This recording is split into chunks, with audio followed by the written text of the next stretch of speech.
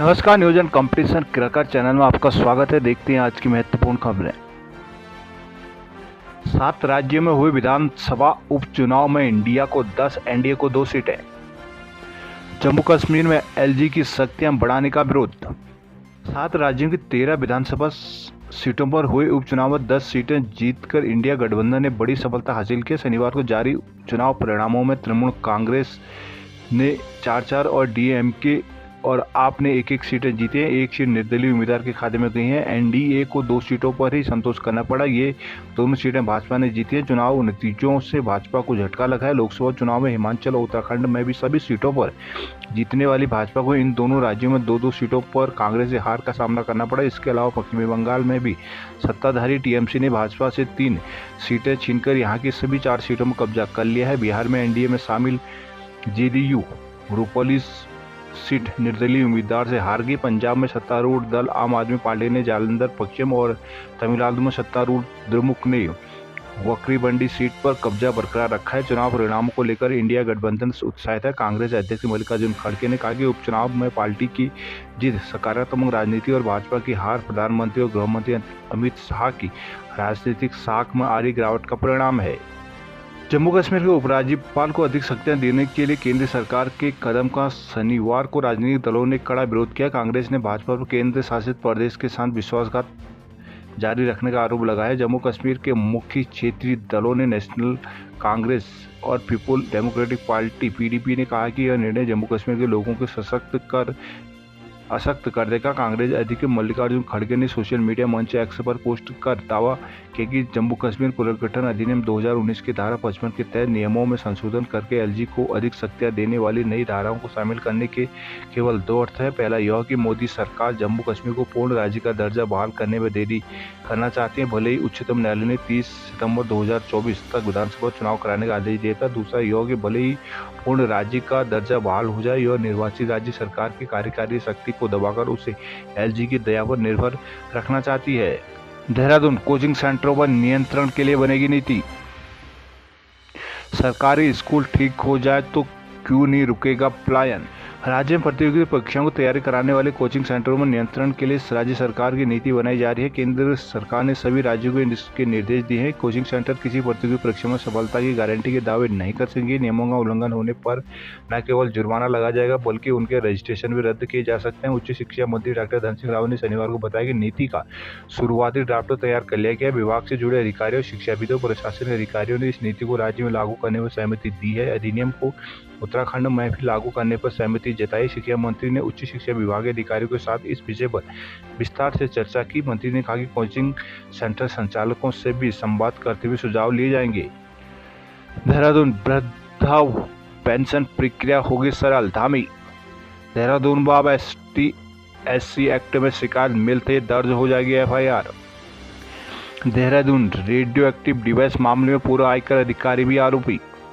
उत्तराखंड में वृद्धावस्था पेंशन की चयन प्रक्रिया को सरल बनाया जाएगा। मुख्यमंत्री पुष्कर सिंह धामी ने शनिवार को समाज कल्याण विभाग की चयन प्रक्रिया के नियम और प्रक्रिया को आसान रूप देने के निर्देश दिए। इसके लिए दूसरे राज्यों में किए गए प्रयोगों का भी अध्ययन करने की बात कही गई है। मुख्यमंत्री ने कहा कि ऐसी व्यवस्था बनाई जाए बुजुर्गों की पात्रता की आयु 60 वर्ष पूरे हो करते ही तत्काल पेंशन का लाभ मिलने लगे। साथ ही उन्हें चयन प्रक्रिया के लिए ज़्यादा परेशान ना होना पड़े। मुख्यमंत्री आवास में अनुसूचित जाति और अनुसूचित जनजाति अत्याचार निवारण एक्ट की राज्य स्तरीय सतर्कता अनुश्रवण समिति की बैठक में यह मुद्दा उठाया। मुख्यमंत्री पुष्कर सिंह धामी ने कहा कि राज्य के प्रत्येक पात्र व्यक्ति को सरकार की कल्याणकारी योजनाओं का सरलता और सहजता से लाभ मिलना चाहिए। खासकर बुजुर्गों के मामले इस पहलू पर और अधिक संवेदनशीलता की जरूरत है।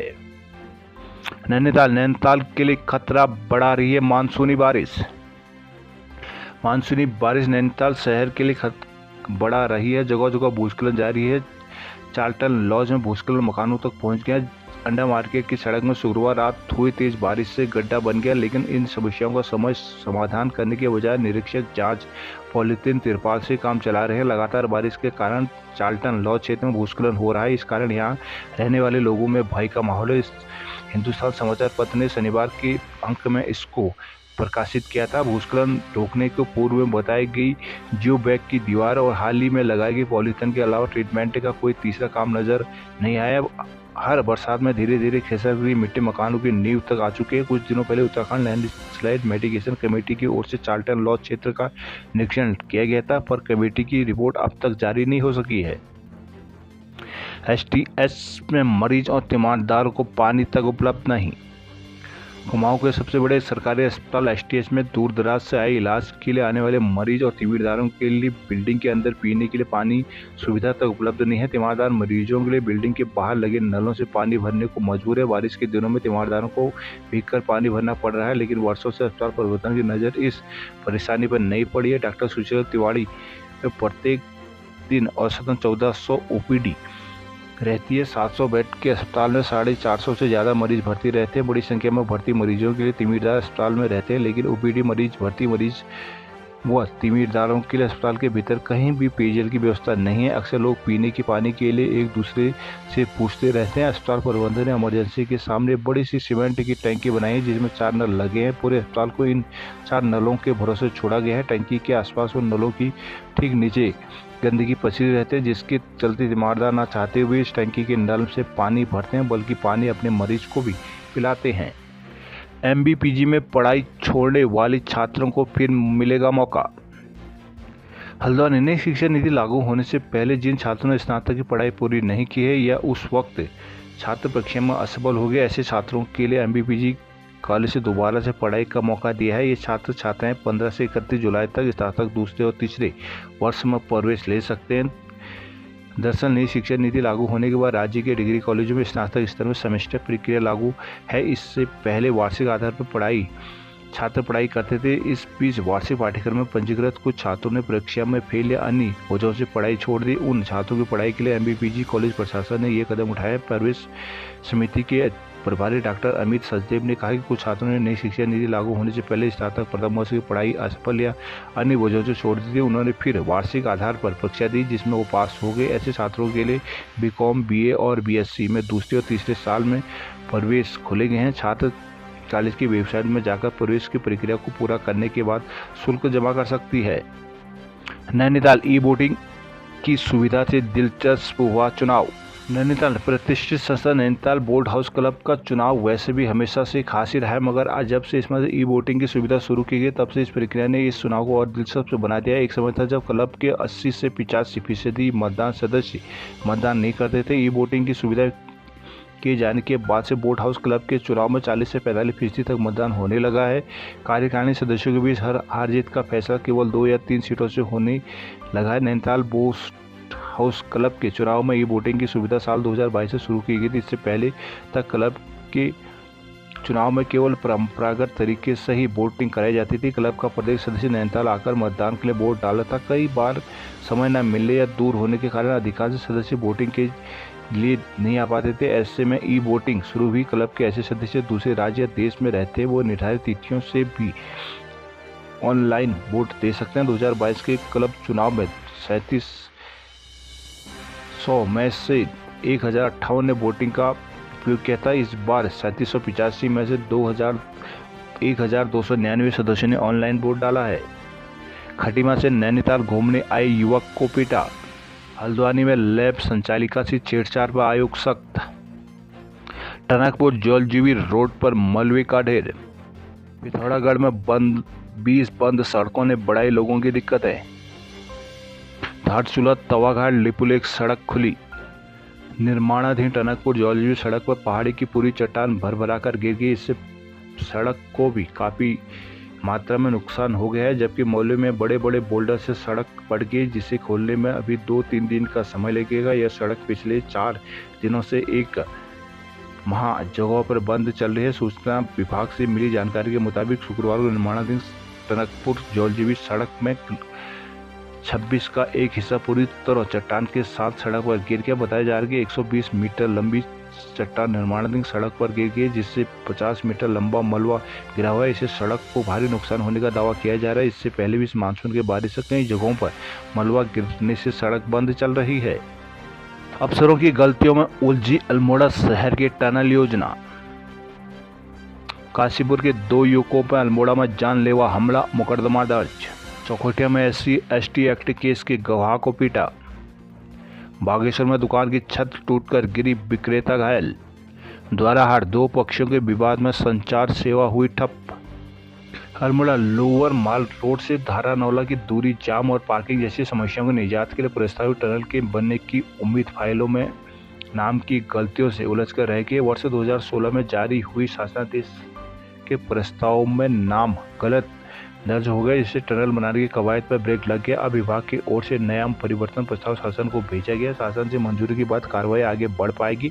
अल्मोड़ा की सड़कों में वाहनों का दबाव हर साल तेजी से बढ़ रहा है, इससे तमाम समस्याएं पैदा हो रही हैं। वहीं धारानौला और लोअर माल रोड के बीच करीब 10 किलोमीटर की दूरी भी लोगों के लिए परेशानी का सबब बनी हुई है। तमाम समस्याओं से जूझ रहे नगरवासी पिछले कई सालों से टनल निर्माण की मांग उठा रहे थे, ताकि यातायात सुगम और पर्यटन गतिविधियों को भी बढ़ावा मिल सके। लोगों की मांग पर 2015 में तत्कालीन मुख्यमंत्री हरीश रावत ने शासनकाल में जारी टनल का निर्माण को अवमुक्त मंजूरी दी थी। सरकार ने फिजिबिलिटी परीक्षण के लिए 2016 में 50 लाख रुपए भी अवमुक्त कर दिए थे। कंपनी के विशेषज्ञों ने लोअर माल रोड व रोडवेज वर्कशॉप के पास से शिकोड़ा बैंड धारानौला तक टनल निर्माण की फिजिबिलिटी परीक्षण में उपयुक्त पाया था। अब टनल निर्माण में गलत नाम दर्ज होने का अड़ंगा लग गया। हालांकि विभाग की ओर से नाम परिवर्तन का प्रस्ताव शासन को भेजा गया, लेकिन मंजूरी मिलने और अन्य कागजी कार्रवाई के चलते प्रक्रिया में देरी हो रही है।